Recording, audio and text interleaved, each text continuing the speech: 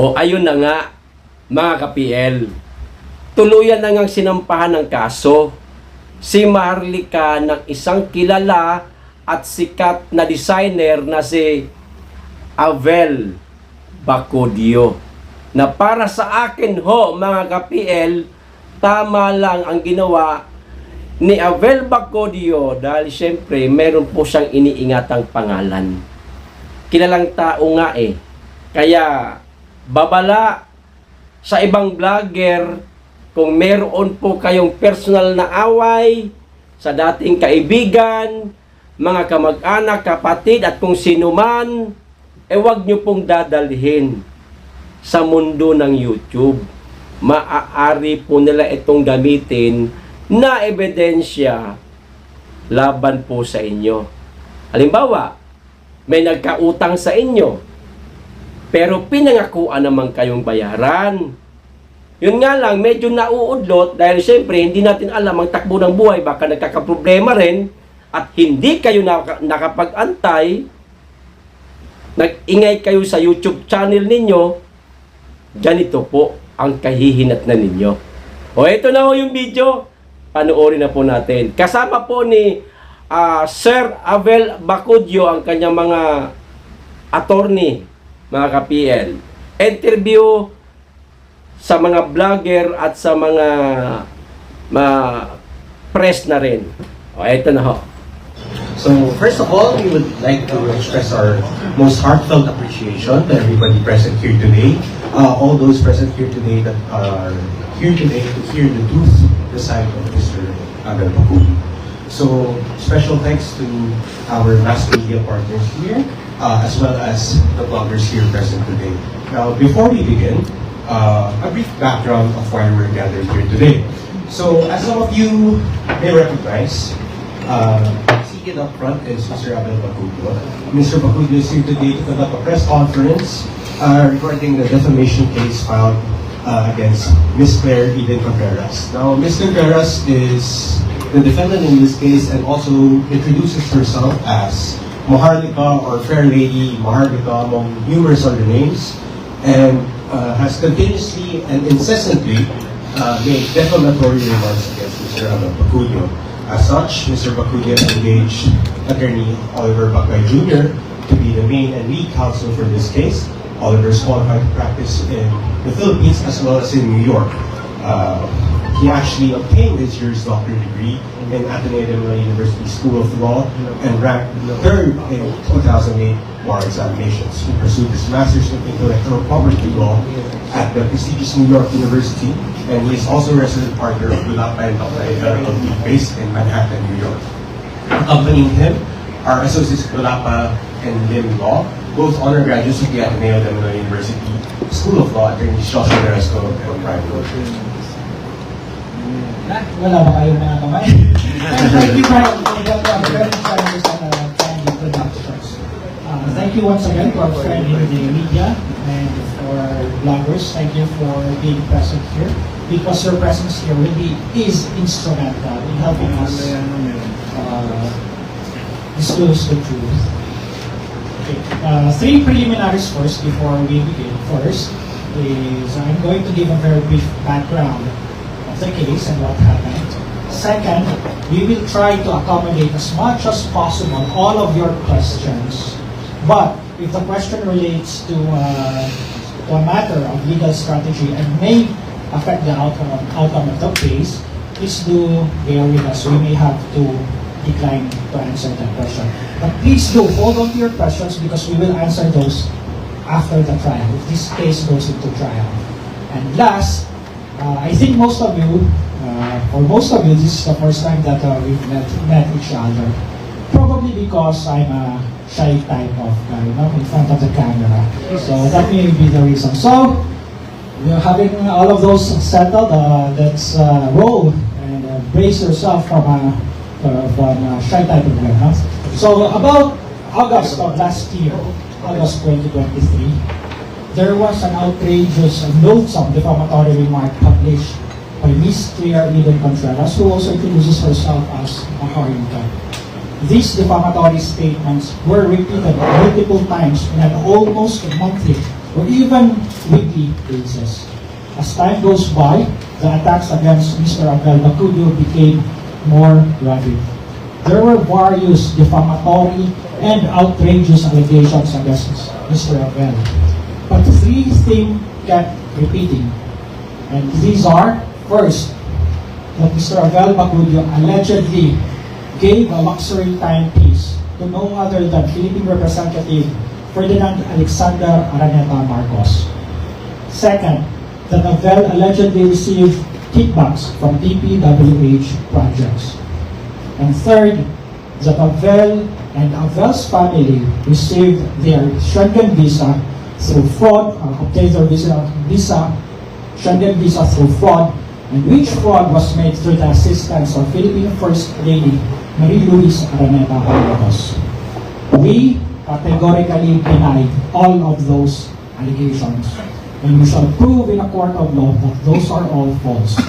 We filed the case in California before the U.S. District Court for the Central District of California, and we also demanded a jury trial.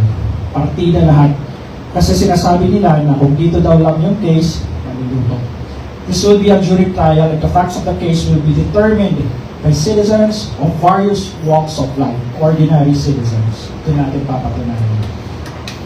Aside from those three main allegations, there are other outrageous, loathsome, and categorical attacks, character assassination attacks against Mr. Avel Bacudio. However, we shall present our proof during trial. To be the victim, or to be the victim of saying by saying that someone is engaged in corruption is serious. The desire to rid our society of corruption is universal. So when you are the victim of an allegation, of a false allegation, that you are engaged in corruption, normally and naturally, the society will frown upon you. So the Avel's image has been severely damaged. At times, there were threats against the safety of Avel. And in character assassination, or when your reputation is ruined, the damage does not end with you alone. We know, long after you are gone, if your reputation is damaged, you will still suffer that. And this suffering transcends generation. Pati yung mga anak nyo, pag nasiraan kayo ng reputasyon, magsasuffer din. So the categorical attacks here are no question are willful and malicious. And with that, we're now ready to answer your questions. Any questions from our friend in the press? Please feel free to raise your hand if there are any questions. We'll be more than glad to answer them. Yes, ma'am. Ano pong kaso ang inyong ipapile? Na-file na po, hindi lang ipa-file. Na-file na po mga 2 weeks ago.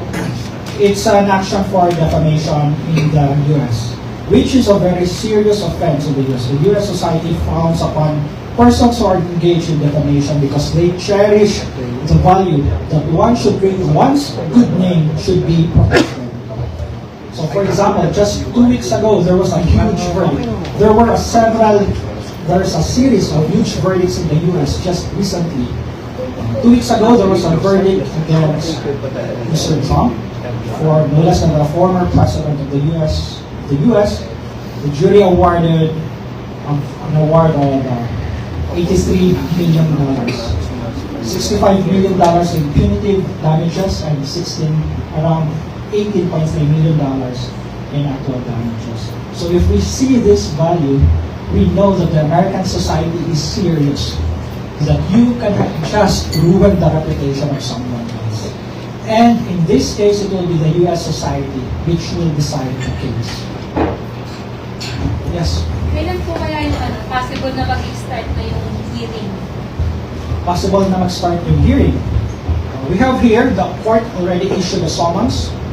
And in that summons, it states within 21 days from receipt of the summons, the defendant must answer. Yes, sir. In case na magkaroon ng guilty verdict, ano yung magiging penalty nito kasi sa US?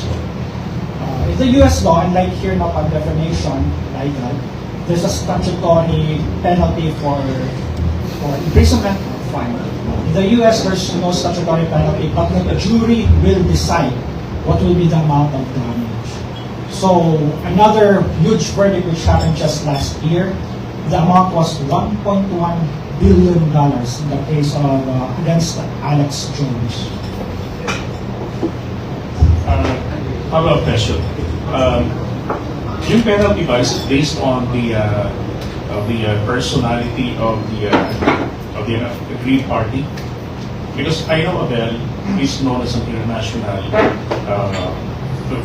Fashion design. fashion designer, right? So Yes, sir. That will be taken into consideration. The amount of damage that was suffered by the victim, of course, will also depend upon his stature in life. Because if you are high-valued, high net worth individual, definitely the value that the damage that you will suffer will also be more. Pero naman po, sa Pilipinas, meron po ba tayong na kaso? As of now, none. There's no case yet, but we will not discount that possibility. Basta US lang po sa ngayon. As of now, yes. Yes. Tatanong ko lang po kung ano kayo yung duration nito, yung para matapos ng kaso, yung trial, tapos para mabigyan na siya ng kaparusahan. Yung kaparusahan po, that will depend on the jury later on. So, it will depend on, just like the adage goes, the ball is in the defendant's court. Depende po yan sa moves nila because they can file an answer or they can delay and choose to delay to receive the summons, or in most US cases, these are actually resolved amicably even before the case goes to trial. Maybe 70% of the cases in the US are settled amicably. So it will depend. But assuming that we will go into full jury trial, maybe that will take 3 years. There's another famous case, the Amber Heard case. That's also a defamation case. So that was the trial was finished in 2 to 3 years. What if po hindi siya mag-respond o hindi siya makapag-cooperate dito po sa kaso na final sa kanya? So that's also a possibility that the court will issue a judgment by default. If it's a default, the rules in the US and here in the Philippines are similar. All allegations in the complaint will be deemed admitted. Pareho lang po ang US Federal Rules on Evidence and the Philippine Rules of Civil Procedure and the evidence. If there's no answer, then all allegations in the complaint will be deemed admitted. And now we will go to the determination of monetary award phase. The jury will determine how much will be awarded to the victim.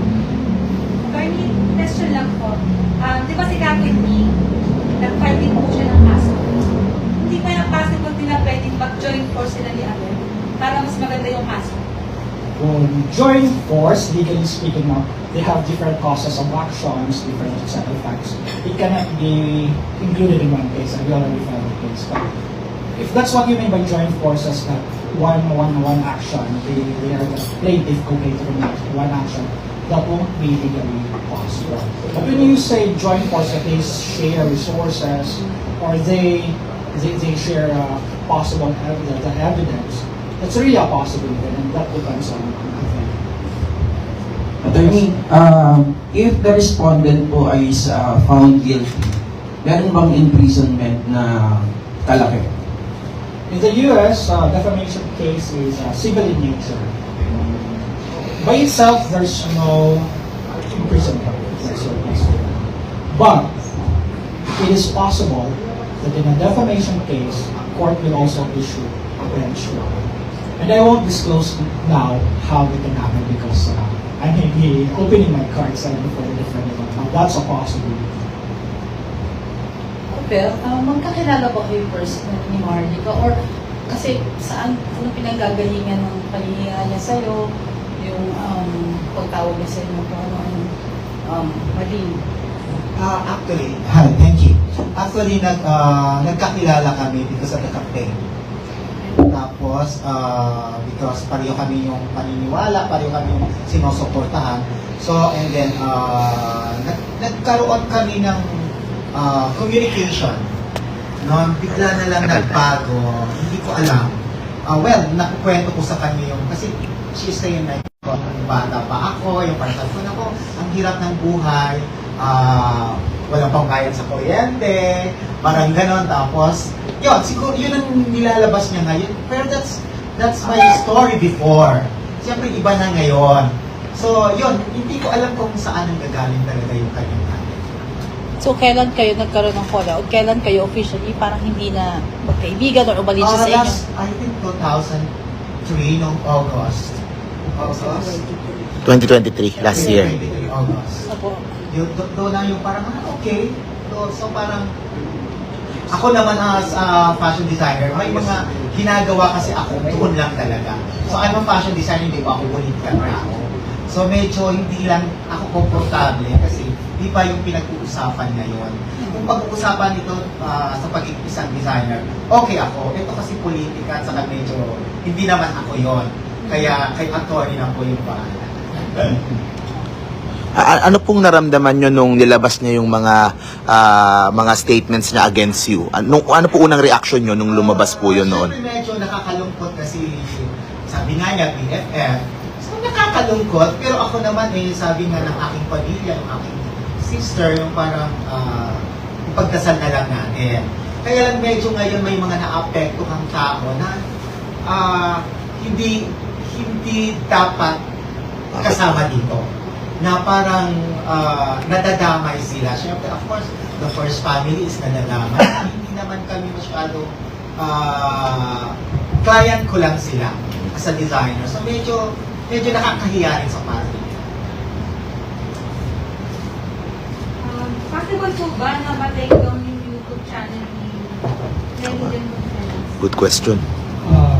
YouTube channel, the entire YouTube channel. That's possible, but not likely. Because in the US, they have a very strong First Amendment right. First Amendment right is the freedom of speech. And they frown upon prior restraint. So prior restraint po yung wala kang sasabihin, ipigilan mo naman. They will allow you to speak. However, if you speak and that's injurious or perpetuous to another, then they will really hold you accountable. Policy and law and Ito sa kaso na masisigurado natin na panalo ang kaso natin. Ilang porsyento po? In my life, it's my policy never to say 100% because there are things outside the parliament. So kung sure ako, I'm sure ko exactly 99.99%. And in this case, I'm saying 99.99%. Because 99.99 because Patayan germs. I cannot control the mind of the jury. 199.99 lang talaga yan because as they say, there's nothing sure in me.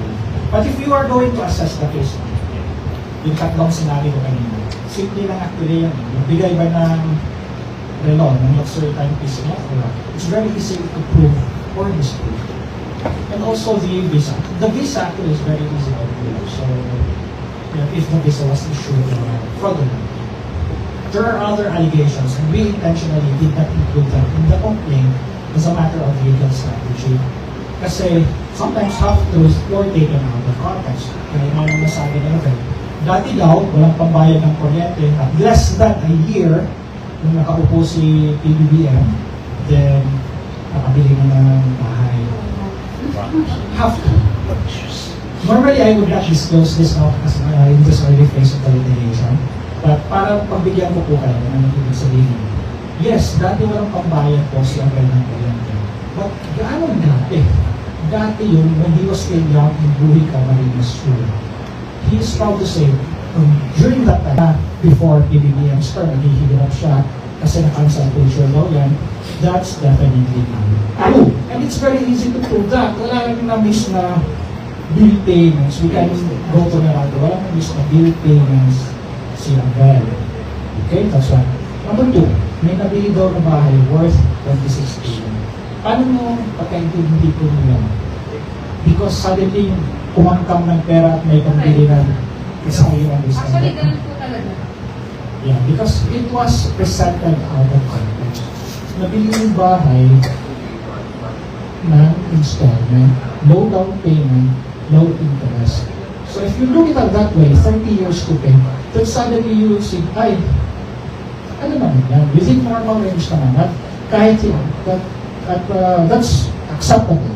That's within the range, no? It was purchased using loan. And if you view it that way, parang makikita mo, walang pangalan pa. We will present this to jury. You know very well na ganyan yan, hindi yan 26 million lang nilabas biglaan. But how come hindi mo niya sinabi yan?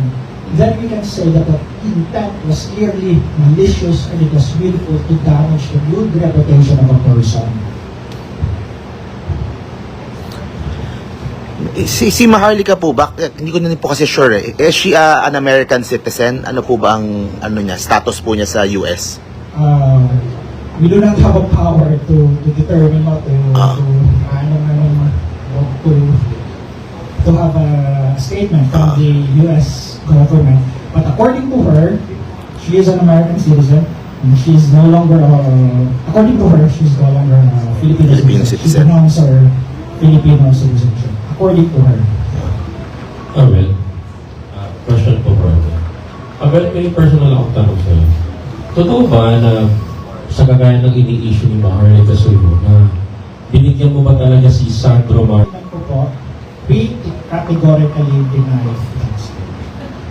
Yung three main topics that she keeps repeating. First, the luxury timepiece was given to Philippine Representative Ferdinand Marcos. We categorically deny that. So yung three. Avel, question. Kasi di ba naging magkaibigan kayo ni Maharlika? Tumira sa kondo mo, pati sundo, di ba? Pati, alam na, lahat. What urged you to do this action? Considering na naging magkaibigan kayo. Actually, for the past few months, parang ayoko talaga. Kasi nga parang focus ako sa ginagawa ko sa designer. Pero mas may naaapektuhan kasi mga like my family, my niece, and then my sister, and my brother-in-law na hindi naman kasama dito na maayos silang namumuhay. At maayos kami namumuhay. In-accept ko siya bilang kaibigan. Actually, yun, katulad ng sinabi mo nga, kinihisan din. Pero sa isang iglap, nagbago talaga yung lahat. So, ako naman yung tao na parang takot kami sa Diyos. So, ipagdadasal namin hanggang katapusan ng buhay. Kaya lang ito talagang maraming tao na nadadamay. Na yung my family, the first family. So, parang nakakahiya rin sa mga tao nakapaligid sa akin. So, I think this is about time na parang sasabihin ko rin sa inyo na talagang lahat ng sinasabi niya is hindi totoo. May question lang ako kay Avel. Yung bang mga sinusuot na nagaling sa'yo, libre ba yun? Yung mga una is binibigay ko. And then, yung iba naman is may mga nag-o-order. Pero, konti lang yung mga nag-order sa kanya. I think, mga apat, mga ganon. Pero yung mga sinusuot niya, like yung inauguration, tapos yung mga sinusuot niyang campaign, binibigay ko talaga yun. Kasi gano'n naman ako bilang kaibigan. Gusto ko na yung inauguration, magkano yung price doon? Kasi gusto ko magpagawa na din. Actually, bigay lang yan. Pero kung inubenta mo siya, magkano kayo? I don't know, sister kung may alam. Hindi kasi ako nag-impression pagdating may sister yung lahat. May tanong lang ako, Avel. Di ba, naging magkaibigan na kayo? Gusto ko lang malaman kung anong klase ba ang kaibigan si Maharlika ka? Kung siya ay... Sorry po, kasi yun ang tawag ko sa kanya. Sorry po. Ano po siyang uri ng kaibigan nung siya po ay inyong kakilala at nakatira siya sa inyo? Kasi nag-reach out siya sa akin. So ako naman that time, wala akong Kung sino yung pupunta sa akin at naniniwala sa akin, buong puso kong i-accept yun. So siya naman is naging okay naman siya. Naging okay siya. But syempre may nagdadalawang isip din ako. Pero kaya hindi lahat ng kinukwento ko sa kanya is buong buhay ko. Yung mga konti lang, pag nag-open lang kami about sa ako nga, ganyan. Yun lang, pero definitely yung buong buhay ko. Ano naman nakwento sa kanya? Mabait po ba siya? Yeah, okay. Ako, gano'n naman ako eh. As long as wala kang ginagawa sa akin masama, mabait ka. Eh ngayon may ginawa siya, hindi okay. Hindi mo na siya Sir, tanong ko lang, no? Saan ba nagmula itong parang pagkaaway sa inyo ni Maharlika? Actually, hindi ko po alam kung saan ang galing. Attorney. As I've said, the first published defamatory statements against Avel happened in August 24 of 2023. Yun yung una natin nalaman na negative na statements. Why that statement was made, I have theories. Please allow me not to disclose those theories. Okay. If this case goes to jury trial, we will have a discovery procedures. Kasi sa US kasi may discovery procedure. Buksan natin lahat ng email, text messages, correspondence with other people, and it may shed light what is the motive behind why these statements were made. Because it came as a surprise, a real surprise, dati mong friend, and then suddenly, ayan, nagbigay ka daw ng luxury items. And it's completely untrue. So if it happened to you, wow, shocking. From someone na pinatira mo sa, pinapasok mo sa bahay mo. So that's a shocking incident. As to why, as of now, we have theories, but I don't want to disclose. So you're filing this in the US? We filed this. We already filed it, and the court already issued summons against the defendant.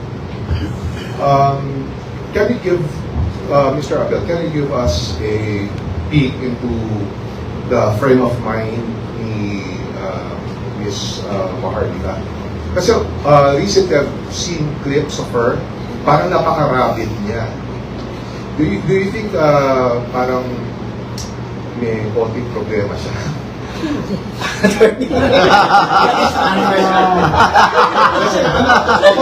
Honestly, when I watch her clips, parang kulang na lang, umikot yung ulo niya.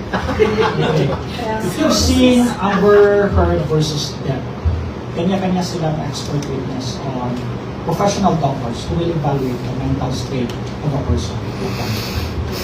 So it will be better for us to also resort to that. No? We ask a professional on mental health, on mental state, kung anong opinion niya. And of course, okay, we cannot, I think we are not qualified na kung anong nasa it would be better, sir, if we wait for trial and we are given the chance to have an expert on mental status examine the defendant. Alright, thank you very much. Posible po ba yung cease and desist to possible po ba yung cease and desist to stop Maharlika from further defaming your client? Meron po bang ganun sa US? Possible, but again, very difficult. And the answer is similar to the earlier question. The US has a very strong First Amendment rights. They frown upon prior restraint. Yung prior restraint, di mo pa na alam anong sasabihin ko, pinasis and desist na ako. So, as a free society with very strong freedom of speech values, that might be very difficult. But if it's possible, yes, that's possible. It's very difficult to obtain. Question to Mosabel. Sir, what do you think the reason why na suddenly in-involve yung pangalan mo ni Maharlika dun sa do you think is there any person behind Maharlika to accuse you or say something bad about you? As I've said during the preliminaries, we would welcome and try to accommodate your questions. But if it's a question that will affect litigation strategy or the outcome of the case, please do forgive us. We will not answer as of now. Kasi kung sagutin natin yan, baka malakit kami sa litigation strategy. But please take note of that question. After trial, sasagutin natin yan. Okay. I hope to see you again after trial, and we'll see Excited po. more of each other. Meron, question na ano lang, no? Mike, Wait lang, saglit lang to. Ayaw mag-mic. Di ba sabi ni kasi ni Maharlika na siya daw yung nagpasikat sa'yo. Ano yung ano mo doon? Ano sabi mo doon? I started designing when I was 17. So, nagkaroon ako ng show in abroad na mga 1995. So, I think parang hindi naman okay na sabihin na siya nagpasikat sa akin. At least, kayo siguro makakapagsabi kung sino ako. So, hindi ko alam kung siya nagpasikat sa akin. Thank you so much. Pero sa akin kasi, matagal kong pinaghirapan yung pangalan ko. Ang dami-dami kong pinagdaanan para makarating kung saan man ako ngayon. Kung 100 steps ang aakyatin ko is naka 50 na siguro ako. Kaya hindi ko hahayaan na parang dito lang mapunta yung pinaghirapan. I'd also like to answer that question, not as your lawyer, but as your friend. From fan and friend. Almost 30 years ago, I attended a dinner of a very beautiful lady with very fine face. That lady wore an American dress. So, Avel was already someone during that time. And how do I know that this lady has a fine face? Because many years later, she became my wife.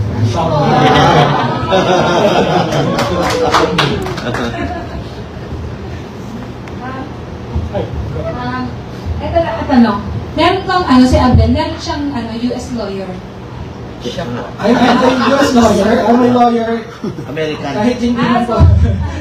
Yes. I'm qualified to practice. Hindi na ako mukhang foreigner, but I know US federal law. Maharaw may We have a collaborating council in California. And please do also, I'd like to take this opportunity to introduce our US counsel, Cindy, my good friend. Cindy is no less than the managing partner of Dwayne Morris Los Angeles. It's a huge law firm with 20 plus offices in the US. So we're dealing with high caliber lawyer. She was multi-awarded, and we met each other in an awarding ceremony in the American Bar Association. So if you have a copy of the complaint, you will see there that it was signed by Cindy, and Cindy is a top-notch lawyer. Kay Avel, tanong ko lang, kamusta yung ni FL na yun, ni FL Lisa? Actually, hindi naman kami nag-uusap ni FL. Client ko siya. That's professional. Yung usapan namin very professional. So, hindi rin ako nagsusumpong kung ano. Kasi ayaw ko nga ng, alam mo na. So, wala kami communication about this. Avel, anong reaction and support na nakukuha mo sa showbiz friends mo and clients? Actually, it's a very good question. Well, yung mga taong matagal ko ng kaibigan sa showbiz, kilala naman nila ako kung sino ako. So, they sending me a prayers. Sabi niya, kaya mo yan, mas kilala ka namin. Nakakatuwa kasi yung mailbox ko sa Facebook and sa Instagram and sa my social media. Lahat sila, 95% is supporting kung ano yung ginagawa ko. Kasi ever since, kilala nila ako kung sino ako. Wala akong tinatago sa lahat. Kung ini-interview ako, wala akong tinatago. Kasi ako to eh. So, hindi ko kailangan mag-pretend kung sino ako. So, may mga negative na nagsisend sa akin. Pero, sabi ko nga parang 31 millions. So, 1% lang ang masin o negative. So, hindi ako bothered sa kanila.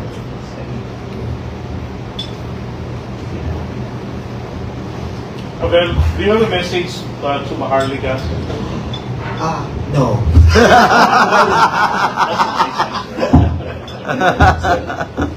Mostly, expected siguro ng mga audience sa inyo na baka sabihin yung iba na inutusok kayo ng politics.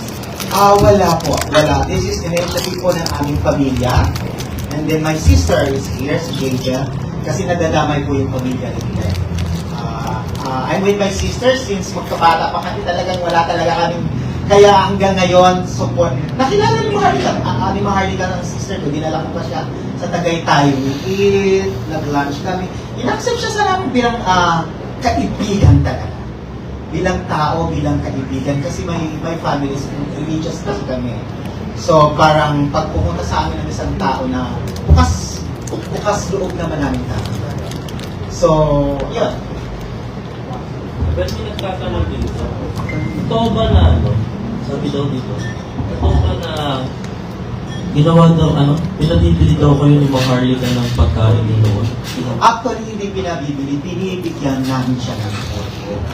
Nagluluto yung sister ko at dinadala sa kanya.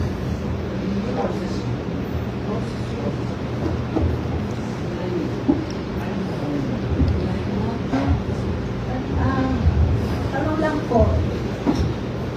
Kasi kilala ko kayo na supporter. Kilala kayo na supporter.